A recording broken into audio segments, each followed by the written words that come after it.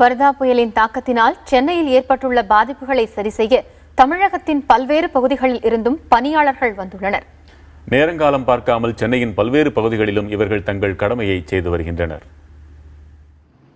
வர்தா புயலின் தாக்கத்தால் அதிகம் பாதிக்கப்பட்டிருக்கும் சென்னையில் துப்புரவு பணிகளை மேற்கொள்ள சேலம் மாவட்டத்திலிருந்து வந்துள்ளனர் இந்த பணியாளர்கள். இவர்கள் மட்டுமல்லாது தமிழகத்தின் பல்வேறு பகுதிகளிலிருந்தும் 6000 பணியாளர்கள் வந்திருக்கின்றனர். சென்னையை மீண்டும் அதன் இயல்பு நிலைக்கு கொண்டுவர தீவிரமாக பணியாற்றி வருகின்றனர். சேலம் மாவட்டம் பிஎன்பட்டி பேரூராட்சியிலிருந்து வந்திருக்கோம். அதாவது பொது சுகாதார பணியாக செய்கிறதுக்காக வந்திருக்கோம். நாங்கள் ஏற்கனவே செஞ்சோங்க. டிச் எடுப்போம், மரம் வெட்டுவோம், குப்பைகளெல்லாம் அகற்றுறதுக்காக பொதுமக்களுக்காக சேவை செய்கிறதுக்காக வந்திருக்கோம். பணி எங்களுக்கு சின்சியராக நாங்கள் எங்களுக்கு சீக்கிரமாக க்ளீன் பண்ணி கொடுத்தா எங்களுக்கு கொஞ்சம் நல்லாயிருக்கும். பொதுமக்களுக்கு இடையூறு இல்லாமல் பண்ணி கொடுக்கலாம்ங்கிறது. நாங்கள் பள்ளிக்கூடத்தில் தங்க வச்சாங்க நைட்டு. அப்புறம் இப்போ வேலைக்கு வந்துட்டோம். சாப்பாடெல்லாம் கொடுத்தாங்க. க்ளவுஸ் வச்சுருக்குறோம். வீட்டிலேருந்து எடுத்துகிட்டு வந்தோம். இங்கே யாரும் கொடுக்கல. நாங்களே வீட்டிலேருந்து எடுத்துகிட்டு வந்தோங்க.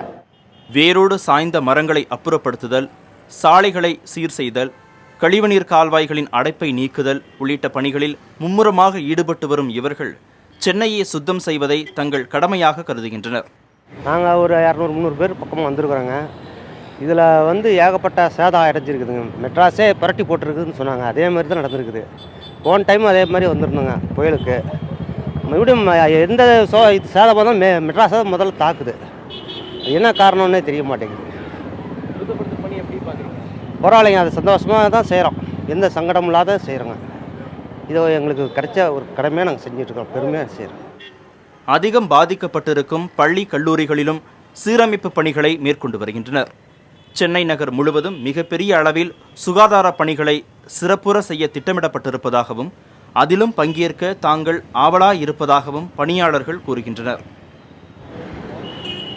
பிற மாவட்டங்களிலிருந்து ஆயிரக்கணக்கான தொழிலாளர்கள் சென்னை சுத்தம் செய்வதற்காக வந்திருக்கிறார்கள். நேரம் காலம் பார்க்காமல் இவர்கள் விடிய விடிய இந்த பணியை தொடர்ந்து மேற்கொண்டு வருகிறார்கள். இது ஒரு மிகப்பெரிய கௌரவமாகவும் ஒரு மிகப்பெரிய சேவையாகவும் கருதுகிறார்கள்.